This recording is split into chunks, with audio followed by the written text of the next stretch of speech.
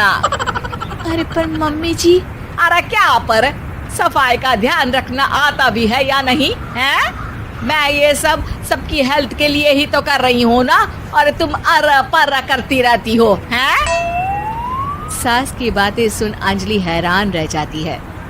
मैं तो सिर्फ सोचती थी कि जानबूझकर मेरा काम बढ़ाने के लिए ये सब करती हैं, पर ये तो काम बढ़ाने के साथ परेशान भी करना चाहती हैं।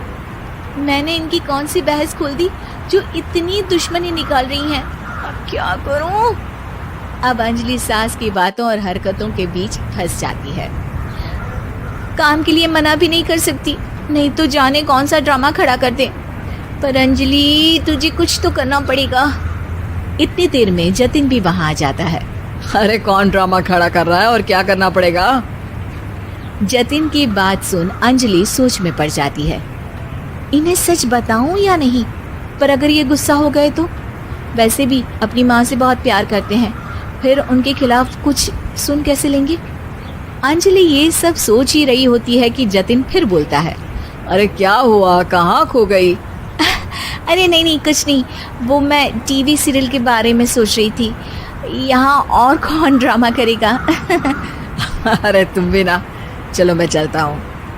इसके बाद कुछ दिनों तक अंजलि सास को सबक सिखाने के लिए अलग अलग प्लान सोचती रहती है, पर उसे सास के एक एक करके काम करवाने की आदत बंद करने का कोई तोड़ नहीं मिलता। अगर ऐसे ही चलता रहा तो कहीं मैं एक दिन अपने सिर के बालों को भी एक एक करके सुलझना ना शुरू कर दूं। पगली हो गई है क्या? अकेले में क्या बड़बड़ किए जा रही हो? वैसे आज खाने में क्या है? आलू की सब्जी। तो फिर आलू को अच्छे से काट कर उसके कटे हुए कपड़ों को एक एक करके ही धोना है। बिल्कुल, इसे कैसे भूल सकती हूँ, मेरे जी का जंजाल। अरे बातें कम काम ज्यादा है।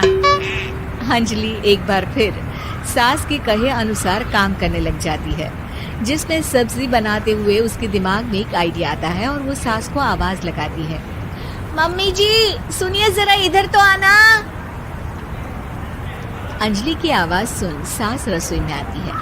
अरे क्या हुआ, क्यों गला फाड़ कर चिल्ला रही हो? कुछ नहीं, वो सुबह कपड़े धोने की जल्दी में नहाई नहीं थी और अब शाम की पूजा भी करनी है, तो आप जरा सब्जी देख लीजिए ना, तब तक मैं नहा कर आती हूँ। अंजलि सास को रसोई में छोड़कर नहाने चली जाती है।